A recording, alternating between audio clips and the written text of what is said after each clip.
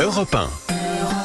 16h, 18h, Pascal Praud et vous. Sarah Salman, Richard Mille, Georges Fenech, Gauthier Lebret, Olivier Guénec pour évoquer les Miss régionales, Miss Provence 2025 et Miss Aquitaine 2025 ont été destituées par leurs comités respectifs après une vidéo postée sur les réseaux sociaux. Ce que je comprends pas, c'est qu'hier Camille Cerf disait qu'il fallait pas polémiquer, que c'était pas trop grave. C'est pas elle qui a pris la décision.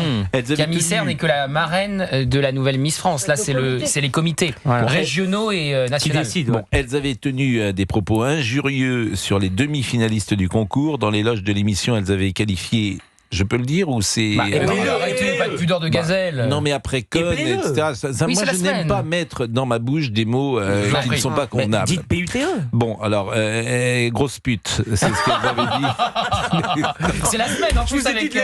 Ah bon, bah oui. Avec la réouverture proposée par le Elles RN. avaient donc qualifié de grosses PUTES leurs 12 concurrentes sélectionnées pour la demi-finale. Les comités régionaux se sont exprimés. Ces propos injurieux et cette attitude sont en totale contradiction avec les valeurs que nos comités s'efforcent de défendre. Le rôle d'une mission régionale est d'être une ambassadrice de sa région, un visage de sérieux, de respect et de responsabilité. Leur destitution a été décidée avec le soutien de la société Miss France et l'amicale des délégués régionaux.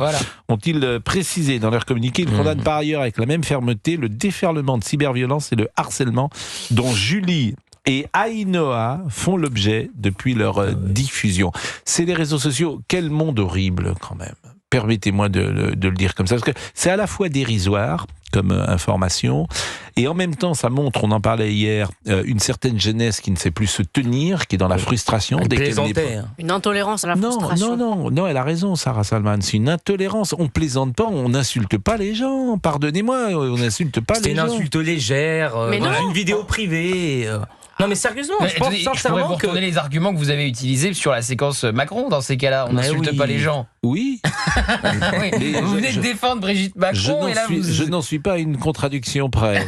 Non mais là je trouve que c'est différent parce que comment dire, la motivation là elle est personnelle. Ce sont des gens qui insultent l'autre parce qu'ils sont dans un combat personnel avec l'autre parce qu'elles ont perdu. Donc j'y vois quelque chose de, comme l'a dit très justement Sarah Salman, une sorte d'intolérance à la frustration. Et il y a un autre élément de différence, c'est qu'elle se filme pour la diffuser. Alors certes, c'était dans un cercle privé. La vidéo, oui, mais enfin, elle se filme quand même en train d'insulter. Exactement, ce qui est une différence majeure. Pas une génération. Donc voilà, bon, on va pas en faire des tonnes parce que non, elle méritait peut-être pas d'être. C'est cher payé. Voilà, c'est cher payé. Je suis d'accord. Est-ce qu'on va les avoir au téléphone avant la fin de l'émission, Alexandre Mar? Les Miss? Oui.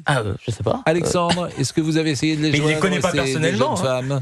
Alexandre. Bah non. Alexandre. Pour le moment, nous les avons pas. Oui. Pour le moment, oui. Non mais ça vous choque vraiment, vous Pascal? Ça m'étonne un petit peu. Qu'est-ce qui me choque? Les termes qu'elles ont utilisés avec le ton avec lequel elles le disent. Rien ne me choque, mais c'est vrai que je suis allergique aux insultes. Je trouve que non, mais c'est sur un ton assez léger. Franchement, là on est sérieux. Est-ce que vous m'avez entendu? Ça fait combien de temps qu'on travaille ensemble, Gauthier? Combien de temps qu'on travaille ensemble? Oui. Oh la vache, au quotidien, je dirais depuis 2021. Bon, on était non, depuis combien de temps vous nous connaissez? Depuis combien de temps je travaille à CNews? Depuis 2 janvier 2018. Bon, donc ça fait 7 ans. Est-ce que vous m'avez entendu une fois avec une personne sortir de mes gonds au point d'avoir ce type de vocabulaire? Sérieusement? Non, je vous ai jamais entendu dire PUTE, non. Voilà, ou con, vous n'êtes pas de la même etc. génération. Mais il a raison. Dans ma génération, on ne traitait pas les gens de... Est-ce que vous avez entendu dire avec quelqu'un en face, hein? Non, mais en face, de dire... Oui, en face. Oui, après... Oui, en face. J'ai dû dire, quand on est entre deux... Tous les deux, il est possible que j'ai dit un tel et un... Non, mais même parfois sur moi, mais c'est pas... Une fois, vous avez dit, vous avez dit, vous êtes des pleutres.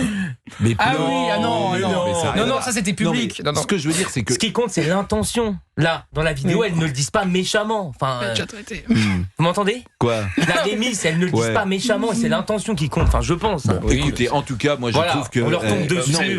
Mais moi, je vous en veux pas. Mais il blague. Bon, en tout cas, je trouve que voilà, et que ce ton-là, on n'est pas obligé. On peut prendre un peu de recul, un peu de distance, un peu d'humour, etc. Ouais, mais c'est comme, je sais pas si vous vous souvenez, Lazara qui avait fait, je crois que c'était un pas Lazara. Voilà. Oui, à l'Eurovision. Pas la marque, hein. Lazara. La chanteuse. J'ai compris. Ils comprennent la marque. Qui avait fait Lazara un signe désobligeant parce qu'elle avait perdu. Oui, c'est pareil. Et c'est ça. Remarquable. Excellent comment dire, parallèle. Excellent parallèle. Ça participe de la même intolérance à la frustration. C'est un réflexe pavlovien où vous n'êtes pas content, ça part comme ça. Et pavlovien, exactement.